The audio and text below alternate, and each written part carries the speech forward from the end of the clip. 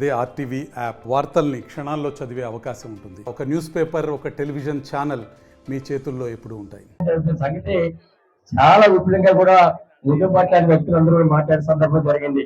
కాబట్టి నిజంగా చెప్పాలంటే ఏ ఒక్క కార్యక్రమం లేదు.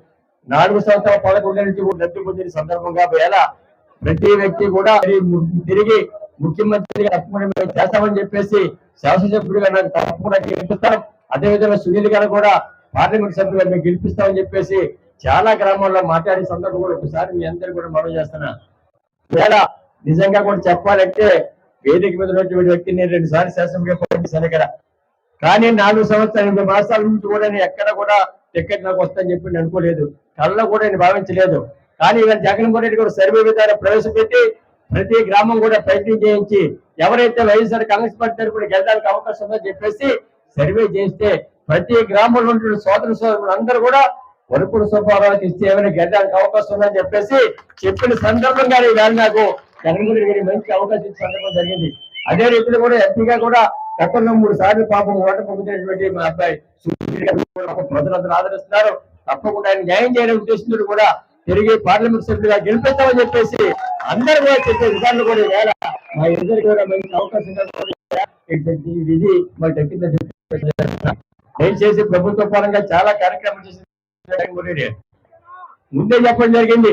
29 రాష్ట్రాలు ఉంటే ఎలక్షన్కి వెళ్తుంటే అక్కడ ఉన్నటువంటి నాయకులందరూ కూడా రాబోయే రోజుల్లో ప్రభుత్వాన్ని మేము ఏర్పాటు చేయడానికి మాకు అవకాశం వచ్చి కార్యక్రమం చేస్తామని చెప్పేసి మాట్లాడే సందర్భం ఉంటుంది. కానీ మన ముఖ్యమంత్రి జగన్మోహన్ రెడ్డి గారు రాజప్పుడు చెప్పలేదు. నిజంగా మీ అందరికీ కూడా నేను మేలు చేస్తుంటే నాకు ఓట్లు వేసి నేను గెలిపించండి అని చెప్పేసి అడిగేటి ముఖ్యమంత్రి ఈ వేళ మన జగన్మోహన్ రెడ్డి గారిని చెప్పేసి మీ అందరూ కూడా మనం చేస్తున్నా. దయచేసి ఎలక్షన్ విధానాలు కూడా ఇప్పుడు ఎవరు ఊహించిన విధానంలో కూడా చూసాం మనం. 3 పార్టీలు ఎక్కువైపోయి ఎవరు ఊహించిన విధానాల్లో జనసేన, తెలుగుదేశం, భారతీయ జనతా పార్టీ మొన్నే జరిగిన మీటింగ్ లో కూడా మరి చెప్పినట్టు వ్యక్తులు కూడా ఇక్కడ కూడా ఏ విధంగా కూడా మీరు టీవీలో కూడా చూసుంటారు. టీవీలో 14 సంవత్సరాలు ముఖ్యమంత్రి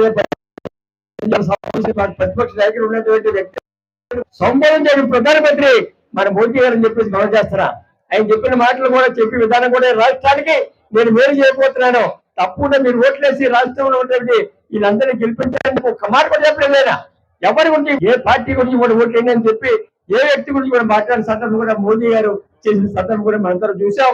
అంటే ఆయనకి కూడా తెలుసు గతం నుంచి కూడా జగన్మోహన్ రెడ్డి సరైనటువంటి వ్యక్తి అయినా తప్పని పరిస్థితుల్లో ఏదో ఊకట్టే తెప్పించి మోదీ గారి అందరితో కలడానికి ఆయనకి మాత్రం ఎట్టి పరిస్థితులు కూడా ఈ రాష్ట్రంలో తెలుగుదేశం కానీ జనసేన కానీ కలిసి విధానం కూడా లేనటువంటి విధానమైన ఒప్పించారు ఆయన్ని.